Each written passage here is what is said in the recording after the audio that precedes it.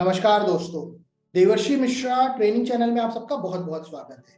दोस्तों, चैनल पे कमेंट करके बहुत सारे 12th पास स्टूडेंट्स ने मुझसे क्वेश्चन पूछा कि हम अपने रिज्यूमे में करियर ऑब्जेक्टिव कैसे लिखें। तो हम इस वीडियो में इसी टॉपिक पर बात करने वाले हैं, इसीलिए मैं रिक्वेस्ट करूंगा वीडियो अंत तक पूरा जरूर देखें, जिससे आपको क्लैरिटी से समझ में आ जाए कि आप अपने रिज्यूमे में करियर ऑब्जेक्टिव किस प्रकार लिख सकते हैं। तो आइए वीडियो की शुरुआत करते हैं और प्रैक्टिकली सीखते हैं। आइए दोस्तों, सबसे पहले समझते हैं कि करियर ऑब्जेक्टिव कितने प्रकार के होते हैं। तो देखिए, दो तरीके के करियर ऑब्जेक्टिव आप अपने रिज्यूमे में मेंशन कर सकते हैं। पहला जनरल करियर ऑब्जेक्टिव, दूसरा स्पेसिफिक करियर ऑब्जेक्टिव। यहाँ पर मैं एग्जांपल लेना चाहूंगा एक 12th पास स्टूडेंट का। वो चाहे तो अपने रिज्यूमे में एक जनरल करियर ऑब्जेक्टिव भी लिख सकता है, कुछ इस तरीके का: seeking a challenging role in industry that enables me to utilise my skills, knowledge and education to contribute to the growth of the organisation. यहाँ पर कैंडिडेट ये लिख रहा है कि वो एक चैलेंजिंग रोल ढूंढ रहा है इंडस्ट्री में जो उसको योग्य बनाए, जिससे वो अपनी स्किल्स, नॉलेज और एजुकेशन को यूटिलाइज कर सके, तब उनका उपयोग कर सके एक ऑर्गेनाइजेशन की ग्रोथ के लिए। तो देखिए, ये एक जनरल करियर ऑब्जेक्टिव है और आमतौर पर देखा गया है बहुत सारे कैंडिडेट ऐसा ही करियर ऑब्जेक्टिव अपने रिज्यूमे में लिखते हैं। ऐसा career objective sales, business development, receptionist, telecaller और बहुत सारी जॉब्स के लिए यूज किया जा सकता है। लेकिन यहाँ पर मैं आपको ये बताना चाहता हूँ, अगर आप किसी स्पेसिफिक रोल के लिए अप्लाई कर रहे हैं तो जनरल करियर ऑब्जेक्टिव मत लिखें, स्पेसिफिक करियर ऑब्जेक्टिव ही लिखें। ऐसा क्यों, मैं आपको अब वीडियो में आगे बताऊंगा। आइए अब बात करते हैं रिज्यूमे में स्पेसिफिक करियर ऑब्जेक्टिव की। अब मान लीजिए आप एक 12th पास स्टूडेंट हैं और आप किसी इंस्टीट्यूट में अप्लाई कर रहे हैं एडमिशन के लिए, जहां पर आपसे बोला गया है कि अपना रिज्यूमे सबमिट करो और आपको बिल्कुल आइडिया नहीं है कि अपने रिज्यूमे में करियर ऑब्जेक्टिव में आप क्या लिखें। तो देखिए, यहाँ पर इस तरीके का करियर ऑब्जेक्टिव आप अपने रिज्यूमे में लिख सकते हैं: to pursue bachelors in the field of, आप उस फील्ड का नाम मेंशन कर सकते हैं, वो होटल मैनेजमेंट से रिलेटेड हो सकती है, इंजीनियरिंग से रिलेटेड हो सकती है, डिजिटल मार्केटिंग से रिलेटेड हो सकती है, किसी भी फील्ड से रिलेटेड हो सकती है, फैशन डिजाइनिंग से रिलेटेड हो सकती है। फ्रॉम, यहाँ पर आप इंस्टीट्यूट, कॉलेज या यूनिवर्सिटी का नाम मेंशन कर सकते हैं। And to acquire skills and in depth knowledge. तो देखिए, यहाँ पर बहुत क्लियरली आपने लिख दिया कि आप परस्यू करना चाहते हैं अपनी बैचलर्स डिग्री एक पर्टिकुलर फील्ड में, एक पर्टिकुलर इंस्टीट्यूट से, क्योंकि आप स्किल्स और इन डेप्थ नॉलेज प्राप्त करना चाहते हैं। आगे देखिए, my career goal is to secure a position of, यहाँ पर आप चाहे तो पोजीशन मेंशन कर सकते हैं, जिस पोजीशन पर आप फ्यूचर में काम करना चाहते हैं। इन, वो इंडस्ट्री भी मेंशन कर सकते हैं। That enables me to contribute to the growth of the organisation.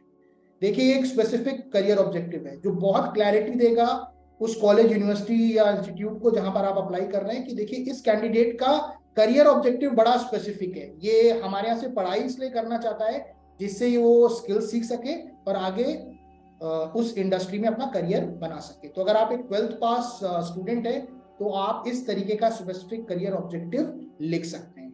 आपने बहुत क्लियरली डिफरेंस देखा हुआ एक जनरल करियर ऑब्जेक्टिव में और स्पेसिफिक करियर ऑब्जेक्टिव में। स्पेसिफिक करियर ऑब्जेक्टिव स्पेसिफाई करता है कि आपका उद्देश्य क्या है, इसीलिए आपको इसको यूज करना चाहिए। अब दोस्तों, बात करते हैं कि आपने ऑलरेडी कहीं एडमिशन ले लिया है और आप अपने लिए पार्ट टाइम जॉब ढूंढ रहे हैं। तो यहाँ पर मैं मेल और फीमेल दोनों के एग्जाम्पल से समझाने की कोशिश करूंगा। मान लीजिए अगर एक फीमेल है जिसने कहीं एडमिशन ले लिया है और वो रिसेप्शनिस्ट की जॉब ढूंढ रही है, तो वो अपने रिज्यूमे में किस तरीके का करियर ऑब्जेक्टिव लिख सकती है। आप देखिए, यहाँ पर लिखा हुआ है: energetic and customer focus individual seeking an entry level position as a receptionist in an organisation where I can utilise my people management and communication skills to provide exceptional customer service while contributing to the growth of the organization। देखिए, इस career objective में बहुत clearly specify कर दिया है candidate ने कि वो रिसेप्शनिस्ट की जॉब ढूंढ रही है एक ऑर्गेनाइजेशन में जहां पर वो अपनी पीपल मैनेजमेंट स्किल्स और कम्युनिकेशन स्किल्स का यूज कर सके और ऑर्गेनाइजेशन की ग्रोथ में भी अपना योगदान दे सके। आप देख सकते हैं यहाँ पर मैंने कुछ चीजों को येलो में हाईलाइट किया है। मैं आपको बताना चाहता हूँ, ये रिज्यूमे में एक तरीके के कीवर्ड का काम करते हैं। अगर आपके रिज्यूमे में बहुत क्लियरली कीवर्ड्स प्रॉपर तरीके से पढ़े हैं तो आपका रिज्यूमे शॉर्टलिस्ट होने के चांसेस बढ़ जाते हैं। ये एक टिप है, इसको हमेशा याद रखिएगा। तो देखिए, customer focus, receptionist, people management, communication skills and customer service. अब मान लीजिए कोई भी कंपनी है जहां पर रिसेप्शनिस्ट की जॉब अवेलेबल है, आपने अपना रिज्यूमे कई जगह भेजा हुआ है, कई जॉब पोर्टल्स पर अपलोड कर रखा है, तो आपने क्योंकि अपने रिज्यूमे में रिसेप्शनिस्ट कीवर्ड में डाला हुआ है, आपके रिज्यूमे के शॉर्टलिस्ट होने के चांसेस बढ़ जाएंगे। दूसरी तरफ एक मेल का एग्जांपल ले लेते हैं, जहां पर एक कैंडिडेट है जिसने 12th पास करने के बाद किसी कॉलेज में अपना एडमिशन ले लिया है और साथ में वो जॉब ढूंढ रहा है, सेल्स की जॉब ढूंढ रहा है। तो उसने अपने रिज्यूमे में करियर ऑब्जेक्टिव लिखा है: energetic and customer focus individual seeking an entry level position as a sales executive in an organization where I can utilize my communication skills to provide exceptional customer service while contributing to the sales and business development growth of the organization. अब देखिए यहाँ पर भी candidate ने बहुत clearly mention कर दिया कि भैया वो सेल्स एग्जीक्यूटिव की पोजीशन ढूंढ रहा है। वो कंपनी जिसमें सेल्स एग्जीक्यूटिव की ओपनिंग है, उस कंपनी को अगर ये इस कैंडिडेट का रिज्यूमे प्राप्त होता है और वो ये करियर ऑब्जेक्टिव देखते हैं तो बहुत क्लियरली उनको एक मैसेज जाएगा कि भाई इसको कॉल करना है। दूसरी तरफ अगर ये कैंडिडेट अपना रिज्यूमे कई जगह अपलोड करता है तो आप देख सकते हैं यहाँ येलो में मैंने हाईलाइट कर रखे हैं keywords sales executive, customer service, और अगर मैं बात करूं नई चीजों की तो आप देख सकते हैं यहाँ पर सेल्स एंड बिजनेस डेवलपमेंट, ये भी आपके रिज्यूमे में कीवर्ड का काम करेंगे। तो अगर इस तरीके से आपने अपने रिज्यूमे में अपना करियर ऑब्जेक्टिव लिखा है तो पहली चीज तो आप सामने वाले को बहुत क्लियरली ये मैसेज दे रहे हैं कि आपका उद्देश्य क्या है।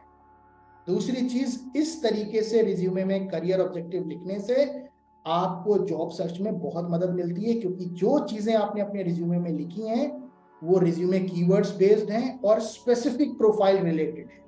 तो आप इस तरीके से अपने रिज्यूमे में करियर ऑब्जेक्टिव लिख सकते हैं अगर आप एक 12th पास कैंडिडेट हैं।